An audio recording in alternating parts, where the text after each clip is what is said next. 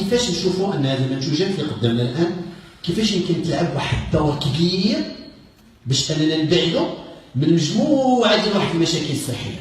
حيت في الجانب الغذائي كاين جوج ديال الطرق، ما كاينش 14، كاين جوج.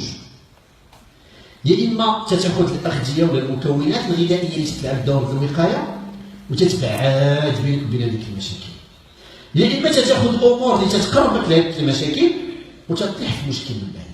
والمشاكل اللي اصبحنا تنشوفوا الان المشاكل الصحيه الناتجه واللي عندها علاقه ببعض المكونات الغذائيه مشاكل كثيره وغادي نطرقوا لبعض منها اليوم. واليوم اللي غادي نشوفوا اللي غادي نعطيكم انا هو امور اللي هي عمليه، دي شوز براتيك، داكور، اللي بغا من بعد نهضروا في لي ديتاي في التفاصيل يجي عندي مرحبا بنا نهضروا في لي ديتاي في التفاصيل. ولكن اليوم باش نجاوبوا على الجميع، لان كاين ناس اللي ما عندهمش ما كانوش مثلا سيونتيفيك ولا شي حاجه، كاين شي حوايج اللي ما غاديش يفهموها. فالهدف ديالنا اليوم هو نعطيو بعض النقط العمليه تكون ريزومي، يعني ملخصه وتكون تطبيقيه. هادشي اللي غادي نشوفوا اليوم فيما يخص لي برودوي اللي عندنا وفيما يخص بعض المشاكل ديال الصحه ديالنا. بطبيعه الحال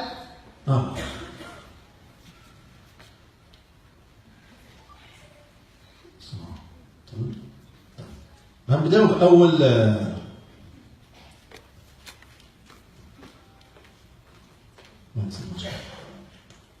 شي واحد تيشوف فينا اليوم عويناتو تبارك الله، لا ميكروب غير هذا ما يمشيش للروسيا، انا مزاوي عافاك جالس هنا نجيبها لك هنا ما تمشيش معنا، الله يرحم خويا. الوغ اليوم غادي نبداو بلو برودوي اللي ربما الكل تيهضر عليه، الكل تيتكلم عليه، الكل باغي يعرف عليه الى اخره، لو باك ديتوكس. الوغ كيف ما السميه ديالو تتعني سي ديتوكس، داكور، سيتاجير تنقية الجسم. خاصنا نعرفوا واحد المسألة، أن عملية تنقية الجسم تدار بربعة ديال الأمور.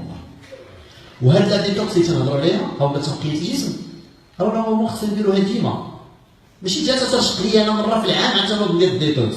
علاش خصني نديرها ديما؟ حيت أنا ديما تندخل الجسم ديالي أمور اللي هي غير صحية، راه تنشموا الهواء المسخ كل نهار، تناكلوا أغذية غير صحية كل نهار أولا بزاف د المرات. فهاد الديتوكس أولا تنقية الجسم، قبل ما نهضر على المكونات اللي كاينين فيه، تنقية الجسم تدار طريق بربعة ديال الطرق. الطريقة الأولى هي التنفس، تنتنفسوا. الطريقة الثانية العرق ديالنا، وملي تنهضروا على العرق تنهضروا على الماء. الطريقة الثالثة أعزكم الله عن طريق الفضلات ديالنا اللي تنخرجوا فيها السموم اللي ما خصهاش تبقى. والطريقة الرابعة أعزكم الله عن طريق التبول ديالنا اللي هو كذلك عبارة عن ماء زائد سموم.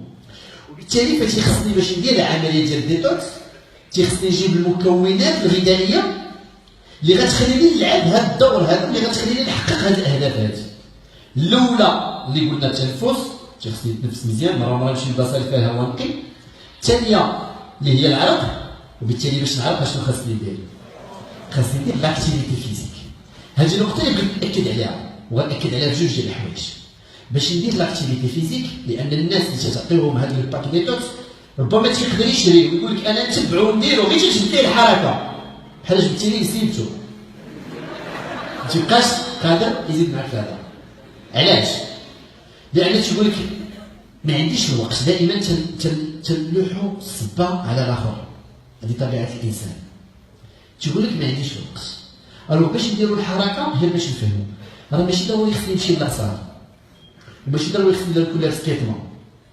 راه نقدر 30 دقيقة في النهار نديرها في بيتي غادي جاي، نقدر نديرها في الدروج، نقدر نديرها في عند الكلوار، ولكن ضروري تيخصني ندير على الأقل 30 دقيقة في النهار. علاش؟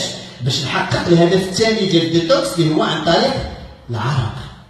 هذه النقطة الأولى في لاكتيفيتي فيزيك. النقطة الثانية في لاكتيفيتي فيزيك شنو هي؟ هي أنني خصني نعرق. دونك كاين الناس اللي في هذه الحالة هذه شنو تيديروا؟ تيلبسوا هذوك الحوايج ديال الميكا وتتلقاه لابس بزاف وتيقول لك عرقت مزيان، ولكن اشنو درتي؟ راه حيدتي غيمه، لان في هذه الحاله اشنو الاب؟ رفع من درجه حراره الجسم، ولا العقل تيخرج بحال دابا درنا الشوفاج ولا العقل يخرج، يعني يخرج ما خرجش عباره عن طاقه. هذا خاص باش نكون تندير الحركه، الناس اللي باغيين يديروا الديتوكس وباغيين يديروا الحركه تيخصهم يديروها باقل عدد ممكن ديال الحوايج. تفهمين؟ باش الارتفاع في درجه حراره الجسم يكون عن طريق الحركه ماشي عن طريق الحراره. مفهوم؟ دونك الا بغينا ندخلوا لي برودوي باش نشوفوا علاقتهم مع دوك جوج النقط اللي بقاونا الاخرين اللي هما ازاله السموم بطريقه مباشره عن طريق كيف ما قلنا البول ديالنا وعن طريق الفضلات. اشنو تلقى البيض الصفر اللي تعرفوه كلكم اللي معروف عند كلشي اللي هو لا باز. الوغ لافونتاج ديالو اشنو هو؟ لو بوان بوزيتيف ديالو اشنو هو ان فيه اكثر من 200 ولا 200 حتى 300 مكون غذائي على راسهم بزاف ديال مضادات الاكسده. هاد مضادات الاكسده غادي نهضر عليها بزاف اليوم، وداكشي علاش غنبغي نسطر عليها دابا باش ما نعاودوش نرجعوا ليها. اشنو تتعني هاد مضادات الاكسده؟ يعني انها تتشد الخلايا اللي عندي في الجسم ديالي اللي هي ما مزياناش، وتتشد الخلايا الجسم الاخرى وتتمنعها من التاكسد. هذه مضاد ديال الاكسده. هاد مضادات الاكسده بحالاش باش ما تخلعكمش حيت كاينه السميات تيخلعوا، بحال فيتامين سي. فيتامين سي هي مضاد للاكسده.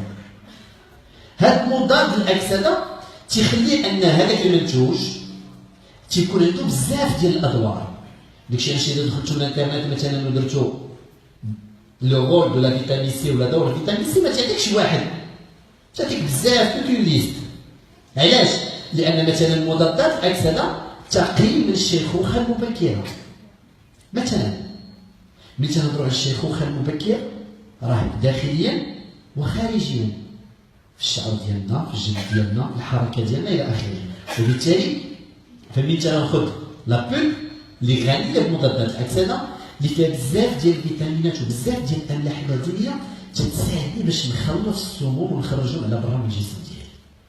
بالتالي فهذا مكون، وانا بالنسبه لي انا شخصيا هذا المنتوج اللي خصو يبقى يتشرب كل نهار سواء في الوقيته ديال الديتوكس سواء خارج الوقيته ديال الديتوكس، لان تنجيب لانه مركز بواحد المكونات غذائيه اللي تيخليوني نبدا اليوم ديالي في احسن ظروف. من بعد شنو عندنا جوج ديال المكونين رئيسيين اللي تنحبهم انا بزاف وهما اللي شدوني النهار الاول الحقيقه في لي برودوي ديال الفوائد. البروبيوتيك والفيلسوفيليز غادي نهضر عليهم مزيان. تنعرفوا بان في الجسم ديالنا عندنا ملايير ديال البكتيريا، ماشي الملايين، الملايير. وهاد البكتيريا تدير بزاف ديال الادوار داخل الجسم ديالنا. وهادشي اللي غنقول دابا بغيت تكونوا تركزوا عليه مزيان، هاد الجمله اللي غنقول دابا. الان علماء التغذيه وصلوا تيقول لك بان الموت تيبدا من الامعاء. الموت ديالنا تيبدا من الامعاء. علاش؟ حنا بالدارجه ديالنا اش تنقولوا؟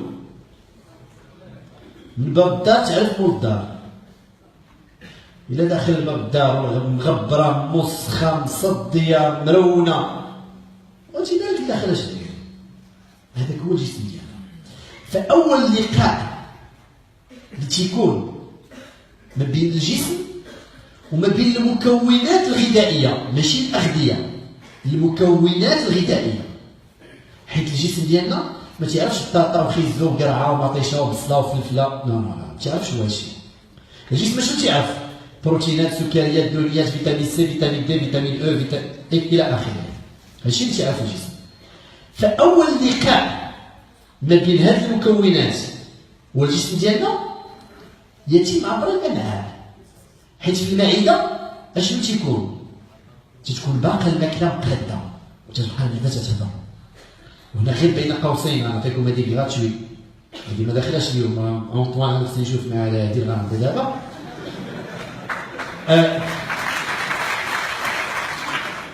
ردوا البال بين النصائح اللي تعطيهم. انا نقول لكم واحد الحاجه والله قسم زعما تنهضر معكم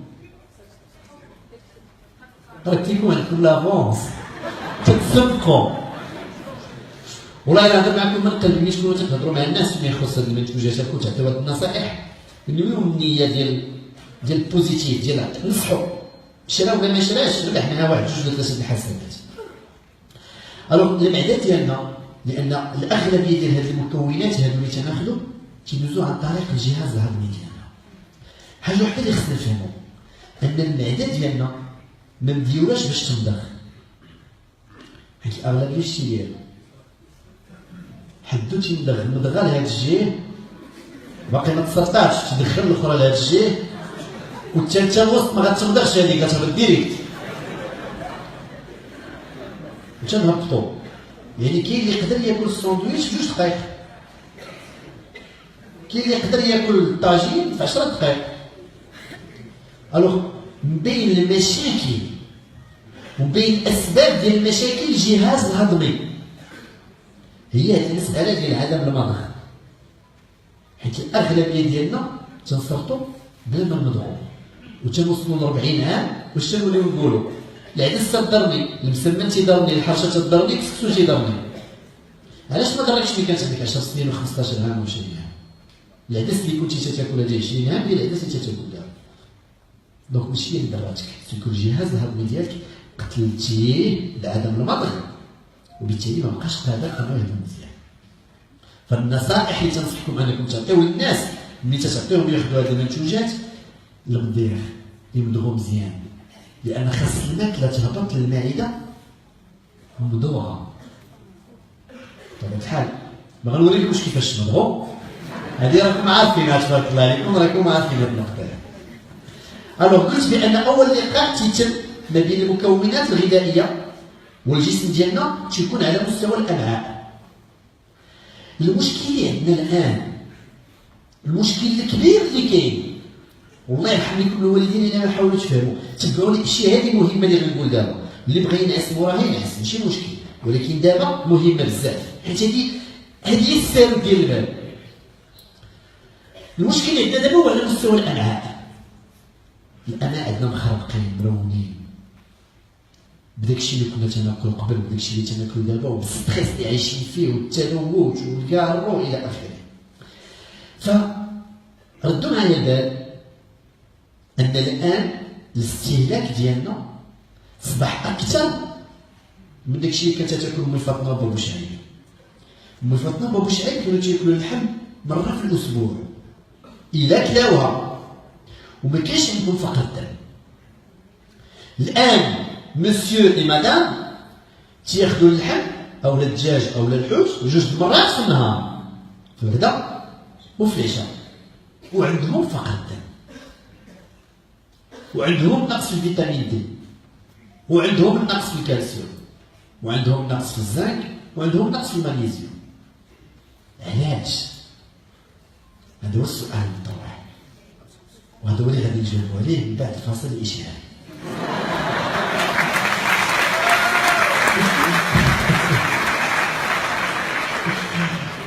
علاش؟ بكل بساطه وبكل سهوله واحد قال لي الاشعار ديالاش سمعتيك.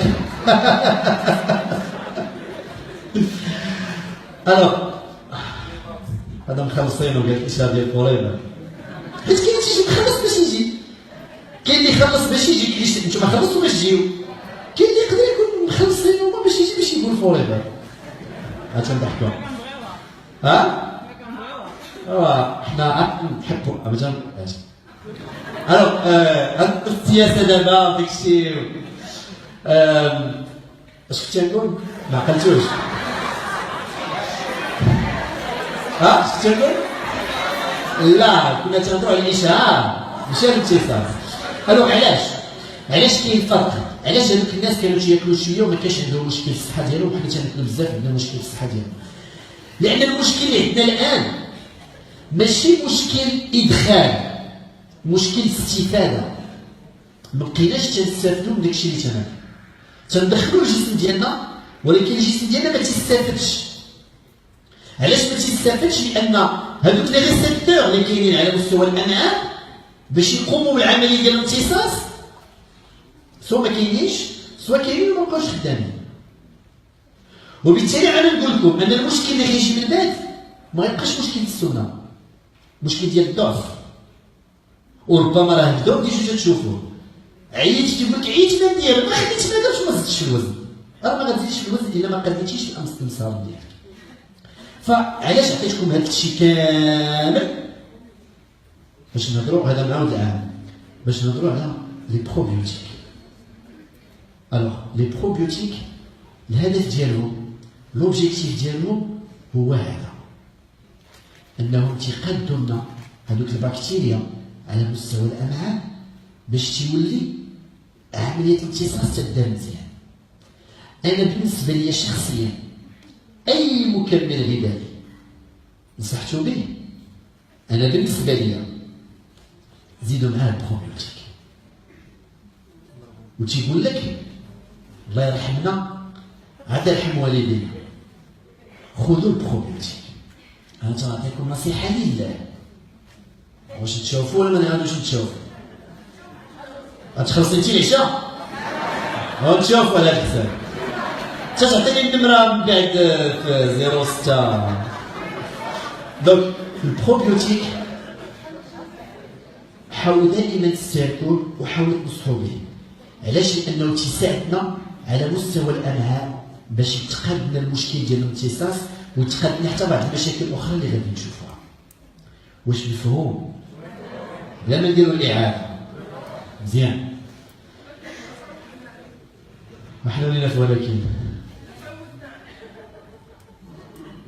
راه قلنا لك ما نديروش اعاده ولا تعاود معايا ماشي مشكل، واخا تاخديه ماشي مشكل، حيت سي دي باكتيري اللي هما مزيانين بالنسبه للامعاء ديالك.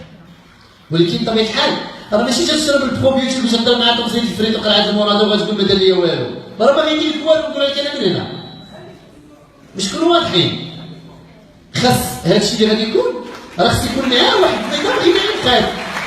يعني ماشي مثلا انت تضرب الباطه ديال البروبيوتيك وتجي تقول ما دار ليا والو، تجي تسول تقول لي فاطر بتي با وغدير بالفريتو وهذا ونعشي بهذيك وهذاك. ما يمكنش. باش نكون واضحين هذه قاعده خصنا نديروها كاع في هاد البريزونطاسيون كامله، حيت هادشي اللي غنهضروا عليه كله غيكون مصاحب بواحد النظام غذائي اللي هو مزيان. من بعد المكون الغذائي ولا المكمل الغذائي اللي تا هو تيسالي معايا هو هاد البواطه الصغيره. علاش؟ لان نصايب بجوج ديال المكونات اللي هما رئيسيين وضروريين ومفيدين. اباز ديال الشعير، وصدقوني تنقسم لكم بالله العلي العظيم، نتوما قولوا الله اعلم. والله القسم كنا نعرفوا الفوائد اللي كاينه في الشعير، نشريوه ب1000 درهم من القنطار ولا ب800 درهم من القنطار. كلوا الشعير ما الناس باقيين ما يعرفوش فيه. الوغ الفيل سوف بريس اباز دورج، اباز ديال الشعير الفرنسي هو لورج، وكاين معاه الزرع. اشنو كاين فيه؟ كاين فيه بزاف من هنا حتى الداخله ديال الالياف الغذائيه. هاد الالياف الغذائيه اشنو تدير؟ وحنا غادي نعاودو نرجعو ليها اشاك فوا. عرفتي كاين شي ناس ما مخلصينش واقفين هنا داخلين ساتين، والله القسم والله ما مخلصين واقفين هنا ساتين. Il y a des gens qui n'ont pas payé, ils sont là, ils n'ont même pas de chaise pour s'asseoir. Tu as bonne information. Il faut payer, monsieur, pour assister. Vous avez payé? Alors, هذا الفيتسوفليس هو اللي غادي يرفع لنا من الفضلات ديالنا باش نخرجوا السموم. وهذه الالياف الغذائيه نعاود لكم بحال الحجايه، هذه الالياف الغذائيه تدير جوج ديال الادوار. جوج، انها تتنقل الاسهال. هنا هو الاسهال. كفرتيها وليدي؟ المهم واحد بيعوا ليه او يشدوا عندهم بروبيوتيك. هاد الالياف الغذائيه اشنو تدير باش تفهموها مزيان؟ الالياف الغذائيه تتنقي لنا الجهاز الهضمي ديالنا. بحالاش نعطيكم مثال. النقطة الأولى، تخيلوا معايا بغيت نسيق هاد البلاصة هادي، خصني جوج حوايج، كراكة والجفاف، ياك؟ متفقين معايا؟